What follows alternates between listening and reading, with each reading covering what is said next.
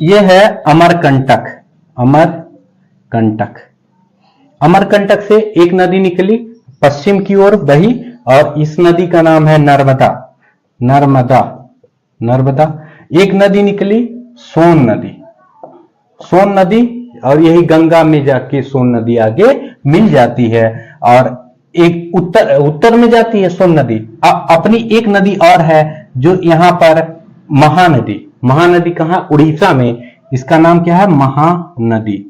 महानदी उड़ीसा में जाके जो है इधर बंगाल की खाड़ी में गिर जाएगी। यहां पता है ना हमें, बंगाल की खाड़ी है इधर, बंगाल की खाड़ी, यहां जाके मिल जाती है। ठीक, ये चीज क्लियर हो गया।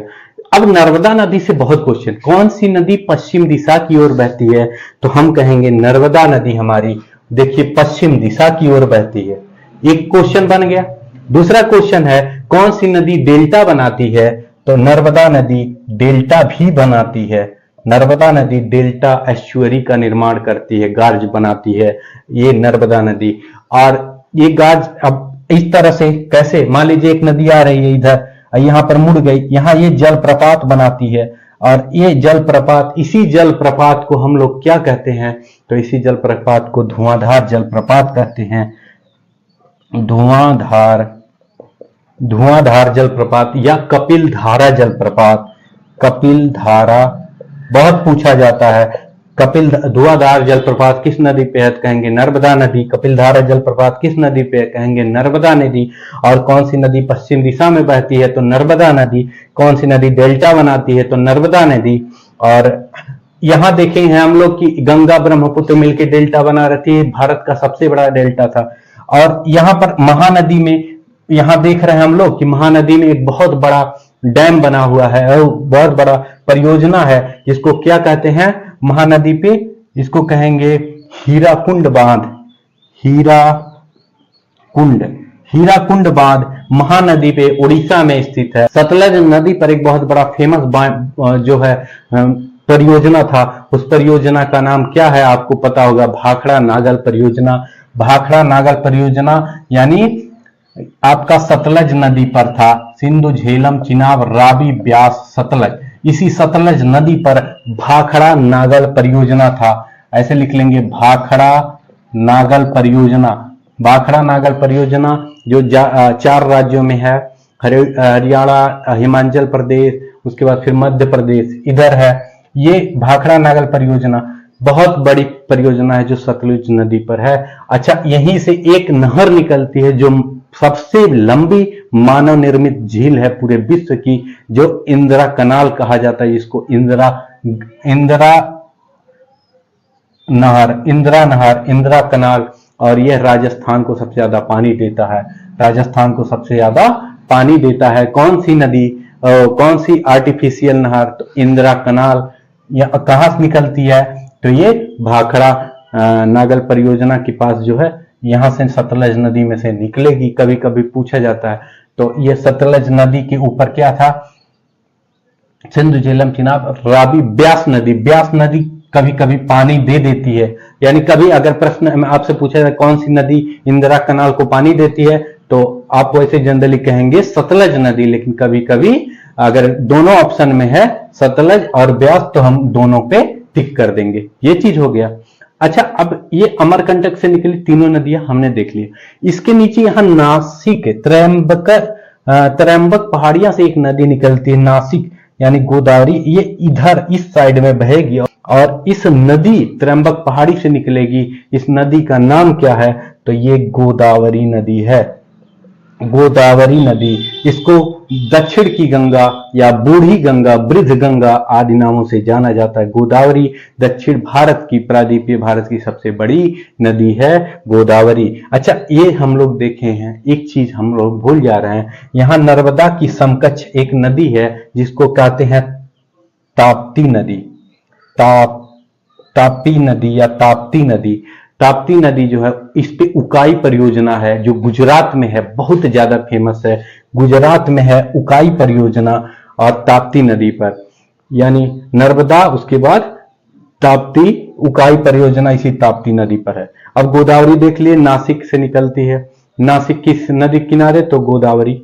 और उसके बाद फिर जाएंगे, आगे बढ़ेंगे तो यहाँ गोदावरी नदी दक्षिण भारत की सबसे लंबी नदी कहा जाता है, सबसे बड़ी, और वृद्ध गंगा आदि नामों से इसको जाना जाता है। उसके बाद हम लोग देखेंगे कि यहाँ एक और नदी निकलती है, कृष्णा नदी। ये कृष्णा नदी जो है ये भी बंगाल की खाड़ी में मिल जाती है। ये महाबलेश्वर से निकलती है, महाबलेश्वर से कृष्णा नदी निकलती है और ये जाके जो है यहाँ पर बंगाल की खाड़ी में मिल जाती है, महाबलेश्वर से निकलती है। ये इस पे जो है कुछ परियोजनाएं हैं, बहुत ज्यादा फेमस है कृष्णा नदी पर। नागार्जुन सागर परियोजना, नागार्जुन सागर परियोजना पूछा जाता है किस नदी पर है, नागार्जुन सागर बांध। नागार्जुन सागर बांध तो कहेंगे कृष्णा नदी पर है। अरे कृष्ण भगवान ने मार के क्या सबको अंधा कर दिया था ना, ऐसे बोलते हैं, नागा अर्जुन ने मार के, तो वो कौन सा, नागार्जुन सागर बांध कृष्णा नदी पर है। अब यहां देखेंगे कि एक नदी और है कावेरी। कावेरी जल विवाद पूछा जाता है किन दो राज्यों के बीच है, तो यहाँ कावेरी नदी निकलेगी और इधर जाके बंगाल की खाड़ी में मिल जाएगी कावेरी नदी।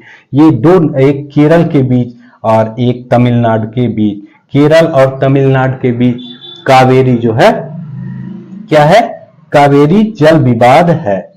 अच्छा एक चीज और देखेंगे, क्योंकि ये नर्मदा नदी हम जब पढ़ रहे थे तो ये किन पर्वत के, मतलब पूछा जाता है किन दो नदियों के बीच एक पर्वत है, या एक पर्वत के दोनों तरफ कौन कौन सी नदियां बहती, तो नर्मदा और नीचे क्या बहेगी, ताप्ती। अब बीच में है सतपुड़ा पर्वत, यहां बीच में है सतपुड़ा पर्वत, और ये पर्वत से जब निकलती है तब यहां पर जाके जलप्रपात बनाती है। ऐसे निकलेगी उसके बाद फिर मुड़ जाएगी, तो इस तरह से आके धुआंधार जलप्रपात का निर्माण करती है, कपिलधारा जलप्रपात का निर्माण करती है। यानी सतपुड़ा नदी के उधर बहता है कौन, नर्मदा नदी पश्चिम दिशा की ओर, उसके नीचे ताप्ती नदी बहती है, यानी बीच में कौन सा पहाड़ है, सतपुड़ा।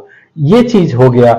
और कावेरी, ये देख लिए ना, कावेरी जलप्रपात एक कर्नाटक और तमिलनाडु के बीच में है। ऑप्शन में ही कंफ्यूज करता है, तो कर्नाटक, पहले कर्नाटक है फिर तमिलनाडु है, और इसी के बीच विवाद चलता रहता है।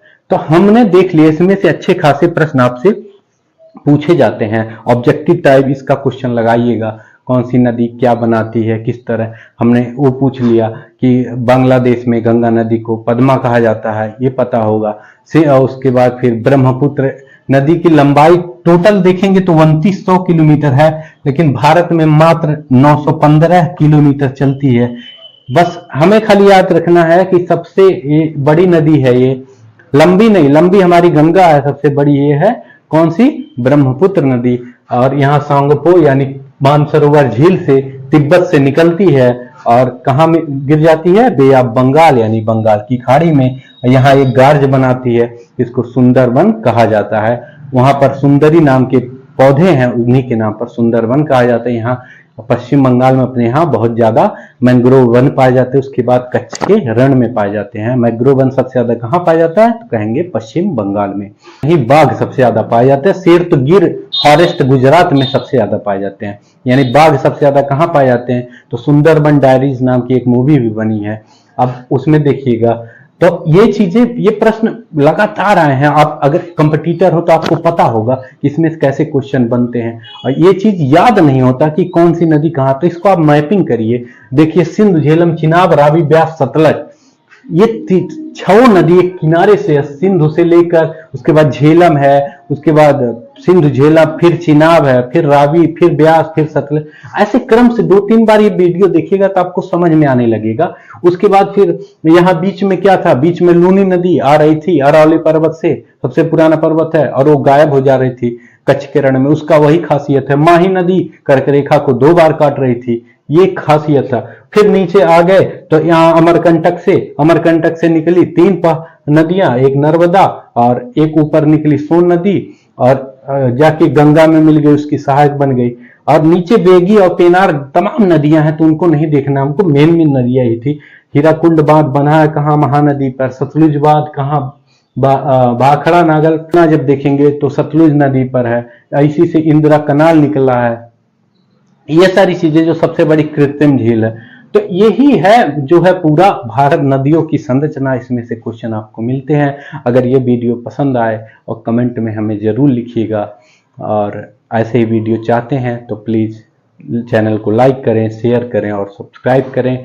और एक वीडियो जब 2-3 बार देखेंगे तो आपको नदियां कहां से निकली आपको रिकॉल होता जाएगा। मिलते हैं अगले वीडियो में। जय हिंद, जय भारत।